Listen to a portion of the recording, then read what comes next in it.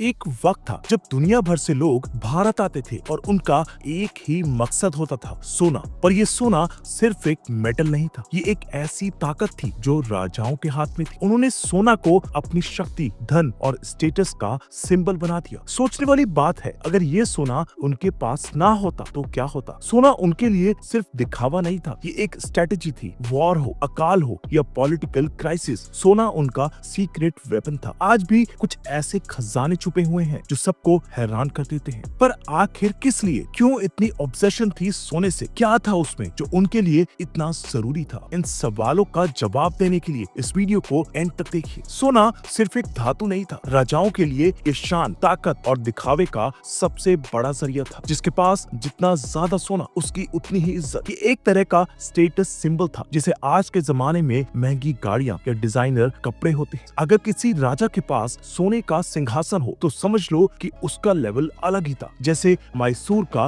Golden throne, जो पहले टीपू सुल्तान का था और बाद में वडियार वंश के राजाओं ने यूज किया। पूरा सिंहासन सोने का बना था और उस पे मोती, हीरे तक लगे थे। ये सिर्फ बैठने के लिए नहीं बल्कि दिखाने के लिए था। देखो हम कितने अमीर और शक्तिशाली हैं। विजयनगर साम्राज्य तो इस मामले में अलग ही लीग में था। वहाँ एक बाजार था जिसमें खुलेआम सोना और कीमती पत्थर बिकते थे, जैसे आज सब्जी मंडी में आलू प्याज बिकता है। इससे साम्राज्य की संपन्नता दिखती थी। राजाओं का मानना था कि जितना ज्यादा सोना उतनी ज्यादा शक्ति। दुश्मन भी सोचता था, अरे इसके पास इतना सोना है, जरूर ये बहुत ताकतवर होगा। सोना उनका पावर मूव था जो उन्हें आम आदमी से अलग बनाता था। आज भी हम देखते हैं जितनी पुरानी राजा महाराजाओं की कहानियां हैं, सोने का जिक्र जरूर होता है, क्योंकि ये सिर्फ धन नहीं था बल्कि ताकत का असली चिन्ह था। भारत में सोना सिर्फ एक धातु नहीं बल्कि पवित्र और दिव्य माना जाता है। राजा महाराजा भी मानते थे कि मंदिरों को सोना दान करने या देवी देवताओं की मूर्तियों को सोने से सजाने से उन्हें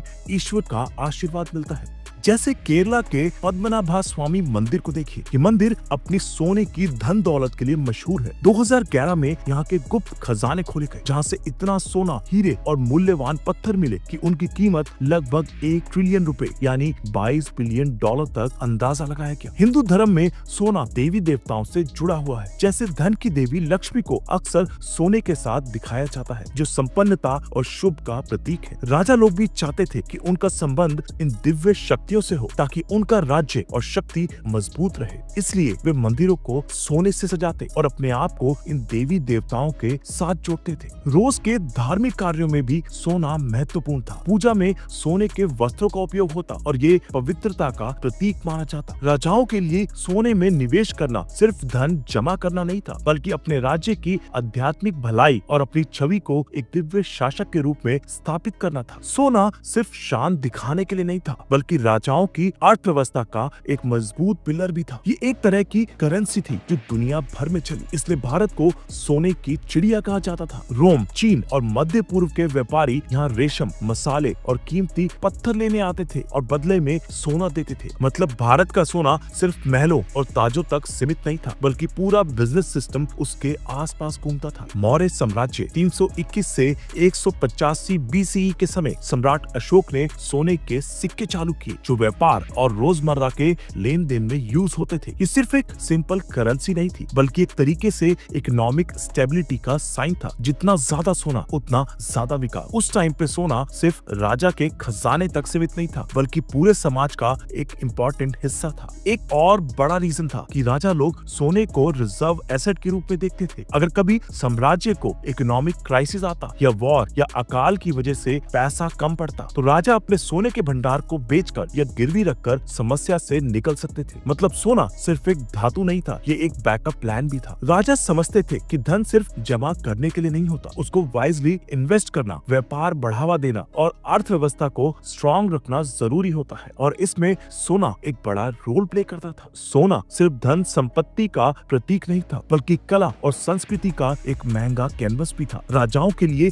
ये एक तरीका था अपनी विरासत छोड़ने का, कुछ ऐसा जो पीढ़ी दर पीढ़ी याद रखा जाए। जाए। इसलिए उन्होंने सिर्फ सोने को जमा नहीं किया बल्कि उसका यूज बड़े बड़े कलात्मक प्रोजेक्ट्स में भी किया। बहुत सी राजा परिवारों ने सोने से बने हार, मुकुट और तलवारें बनवाई जो सिर्फ शक्ति का प्रतीक नहीं थी बल्कि कला की भी मिसाल थी। मुगल साम्राज्य इसमें माहिर था। उनका सोने में जड़ा हुआ जेवर, तलवारें और कलाकृतियां दुनिया भर में मशहूर थी। इनके डिजाइन इतने कॉम्प्लेक्स थे कि हर पीस एक मास्टरपीस लगता था। सिर्फ ज्वेलरी या हथियार ही नहीं बल्कि बड़े बड़े मंदिर, महल और मूर्तियां भी सोने से सजाई जाती थी। इसका सबसे बढ़िया एग्जाम्पल है अमृतसर का गोल्डन टेम्पल, जो आज भी एक आइकॉनिक रिलीजियस साइट है। उसकी चमक सिर्फ धार्मिक भावना का प्रतीक नहीं बल्कि एक पुरानी राजा परंपरा का हिस्सा भी है। राजाओं का एक बड़ा काम था आर्टिस्ट, कवियों और विद्वानों को गोल्ड से सम्मानित करना। ये एक तरीका था उनका हौसला बढ़ाने का और एक समृद्ध सांस्कृतिक माहौल बनाने का। सोना सिर्फ खजानों में बंद नहीं था बल्कि कविता, शिल्पकला और रचनात्मकता में भी चमक रहा था। सोना सिर्फ शान शौकत या दिखावे की चीज नहीं थी, ये एक बैकअप प्लान था, एक हिडन इंश्योरेंस पॉलिसी जो किसी भी समय काम आ सकती थी। जब सब कुछ ठीक चल रहा होता था तब तो सोना सिर्फ सिंहासन, जेवर और महिलाओं की शोभा बढ़ाता था। लेकिन जैसे ही क्राइसिस आते, चाहे युद्ध हो, अकाल हो या राजनीतिक अशांति, यही सोना राजा की सबसे बड़ी ताकत बन जाता। जंग के समय राजा अपनी सोने की मूर्तियां, जेवर और ताज पिघलाकर सैनिकों की तनख्वाह देते थे, नए हथियार खरीदते थे और जंग का पूरा खर्चा उठाते थे। ये एक तरीका था ताकतवर बने रहने का। अगर किसी राज्य में अकाल या सूखा पड़ता तो भी सोना काम आता। राजा इसे बेचकर या गिरवी रखकर अनाज मंगवाते, लोगों को मदद देते ताकि प्रजा उनसे खुश रहे और राज्य बिखरने ना लगे। समझ रहे हो ना कि सिर्फ एक मेटल नहीं, पूरा एक सर्वाइवल टूल था। और जो सबसे क्लेवर राजा होते थे वो तो अपना सोना छुपा कर रखते थे, एक सीक्रेट इमरजेंसी फंड की तरह। पद्मनाभ स्वामी टेम्पल का जो ट्रेजर है, लोग मानते हैं कि वो भी इसी तरह छुपाया गया था ताकि दुश्मन उस पर हाथ ना डाल सके। तो देखा, सोना सिर्फ अमीरी का प्रतीक नहीं बल्कि एक पूरा राज्य चलाने का फाउंडेशन था। अगर आपको ऐसे और इंटरेस्टिंग हिस्टोरिकल फैक्ट चाहिए तो चैनल को सब्सक्राइब करना मत भूलना।